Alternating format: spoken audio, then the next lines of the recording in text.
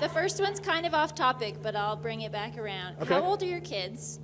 So I have 4 boys. I have 6, but 2 of them passed in the womb. Our oldest is 22, almost 23. Our second is 19. Our third is 15, and our fourth is 10. Okay, so when you go places as a family, are your boys like, wow, I hope no one asks Dad about hell?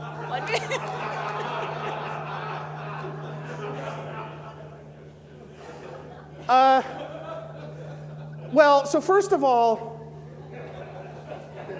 you remember when Jesus, I think it's Jesus, he says nobody's a prophet in his hometown? Nobody knows me from Adam, where I'm at.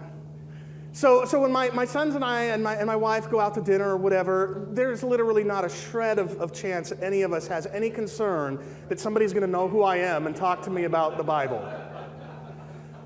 So it's not even on our radar. But secondly, and here's I'm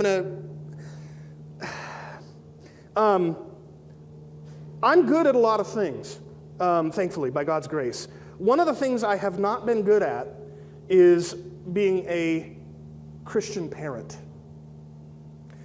I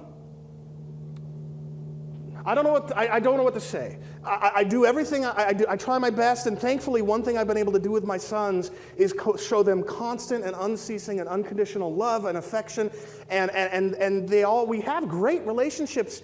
But the reality is, my 2 oldest sons would count themselves atheists or agnostics, and in fact, without getting into detail, it's far worse than even that. But we have good relationships because I show them unconditional love, and thankfully, sometimes I have opportunities to talk with them about the gospel or whatever. But we don't have conversations about that kind of stuff because they don't care, they don't believe. My younger ones, my 15-year-old counts himself an agnostic. I try to witness to him and seize the opportunity to have good conversations with him, and occasionally we get into some good discussions, but he too is an agnostic. And even my 10-year-old son recently said, I don't even know if I believe. So, we just don't have those kinds. And frankly, it's partly my fault because I have not raised my children very intentionally and proactively in the fear and admonition of the Lord. So if any of my sons don't make it with me into eternal life, with me and my wife, I'm going to be partly to blame. I did, and that's what gives me hope.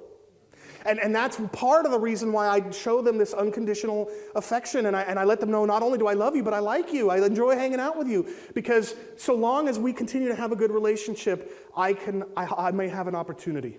And so I'd welcome all of your prayers for my sons, because I stay up at night sometimes worried about it, especially my 2 older boys, because some of the lifestyles they've embraced. So, I appreciate you saying that, and it gives me a little bit of hope, but I'm terrified, I'll be honest. Yeah. Well, I'll say this. If anybody is like me and comes alive doing research and doing exegesis and doing presentations, I mean, look how, if you were just talking to me over lunch, you would see me be far less animated than I am right now.